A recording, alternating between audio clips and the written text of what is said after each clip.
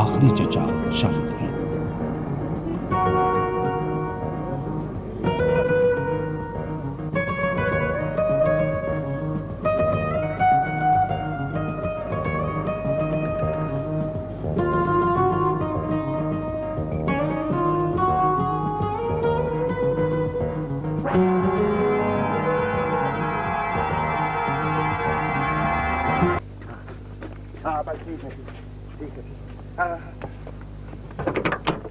चलो भाई ड्राइवर जल्दी करो, गाड़ी चलाओ। भाई बहुत बहुत शुक्रिया, मेहरबानी। चलो बेटा बैठ बैठ।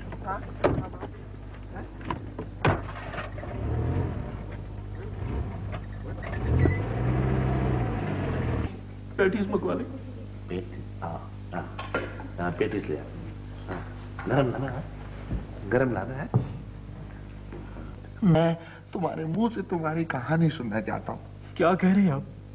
मेरा मुंह तो इस काबिल भी नहीं रहा कि किसी को दिखा सकूं।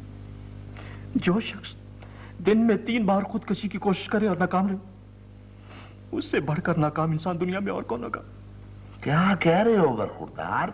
ये भी तो जरा गौर करो कि पूरी इंसानी तारीख में शायद ही किसी शख्स को जिंदगी ने इस कदर टूट के चाहा।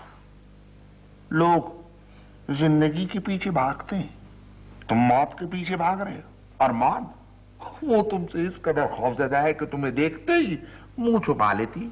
काश वो मुझे गले लगा लेती। मैंने दोपहर को तैयार कर लिया था कि शाही बाग के घंटाघर से छलांग लगाकर अपनी बदनसीब जिंदगी का खात्मा कर लूंगा। मुझे यकीन है जगह का इंतखाब तो तुमने देखभाल के किया होगा। वो घंटाघर तो खासा ऊंचा रहा होगा। फिर क्या हुआ? मैं घंटाघर के दरवाजे से अंदर दाखिल हुआ और सीढ़ियों से ऊपर चढ़ता चला गया। आखिर वो जगह आ गई जहां पर सीढ़ियां खत्म होती थी। यह जगह जमीन से 100 फुट बुलंद एक कमरा था जहां पर घंटाघर की मशीन नस्ब थी। खिड़की के बाहर हर सिमत एक बड़ी सी गड़ी थी और उसके नीचे एक छोटी सी बालकोनी थी। यकीनन वो जगह बहुत खूबसूरत हो। मैं बालकोनी से छलांग लगाकर अपनी जिंदगी का खात्मा कर देना चाहता था। फिजा में हर तरफ टिक टिक की आवाज सुनाई दे रही थी। जैसे ही मैं बाल पर पहुंचा तो एक और आवाज सुना दी।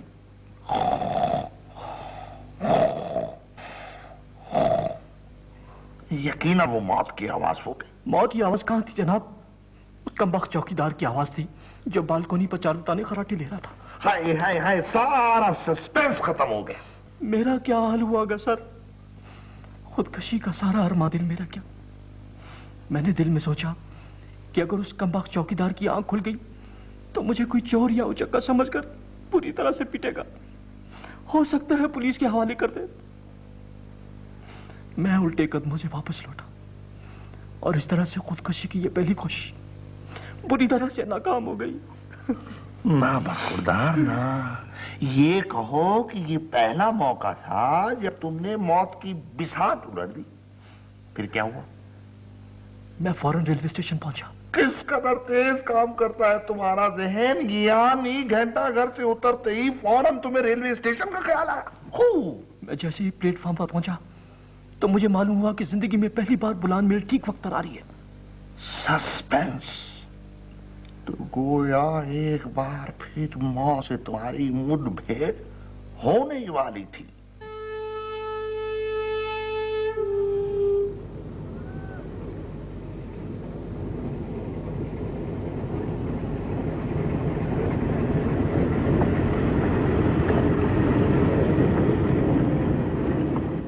तो गोया मौत दूसरी बार भी जिंदगी से शिकस्त खा गई।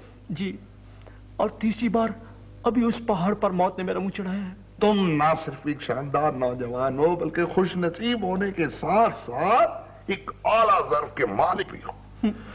मेरा इरादा है कि मैं तुम्हारे तीनों एडवेंचर कलम बंद कर लूं। काश काश तुम यहां पैदा होने के बजाय विलायत में पैदा होते। जानते हो, खुश नसीबी की ये कहानियां तुम्हारा मुकद्दर बदल देती। देखो, मुझे गलत ना समझना, अभी अभी मेरे ज़हन में एक सवाल उभरा है तो जरा जाती नौयत का, मगर इस सवाल का तुम्हारी कहानी से गहरा ताल्लुक है। तुम्हारा जवाब मेरी एक बड़ी ज़हनी उलझन दूर कर देगा। ये बताओ। पूछिए पूछिए, आप रुक क्यों गए? आप तो मेरे मौसिन हैं, मेरे बुजुर्ग हैं। मैं आपके हर सवाल का जवाब दूंगा। बरखुरदार, तुमने 3 बार मौत को गले लगाना चाहा और 3 बार मौत ने राय फरार इख्तियार की। आखिर तुम में जिंदगी से इतनी नफरत क्यों है? मेरी बदनसीबी जनाब, मेरी बदनसीबी। वो मारा, अब मजा आएगा। बरखुरदार, तुम्हें ये सुनकर बहुत खुशी होगी कि तुम्हारा ये बूढ़ा मेजबान बदनसीबी की कहानियां बड़े शौक से सुनता है। काश तुम मुझे पहले मिले होते, मैं तुमसे हर रोज तुम्हारी बदनसीबी की एक नई कहानी सुनता। अच्छा ये बताओ, तुम बदनसीब बने कैसे? मेरी बदनसीबी की कहानी उस दिन से शुरू होती है जिस दिन मैंने पहली बार फिरोजा को देखा। फिरोजा? ये पत्थर इतना कीमती भी नहीं होता। नहीं, वो मैं 10 फिरोजे अभी इसी वक्त तुम्हारे लिए खरीद सकता हूँ। फिरोजा पत्थर नहीं, लड़की थी।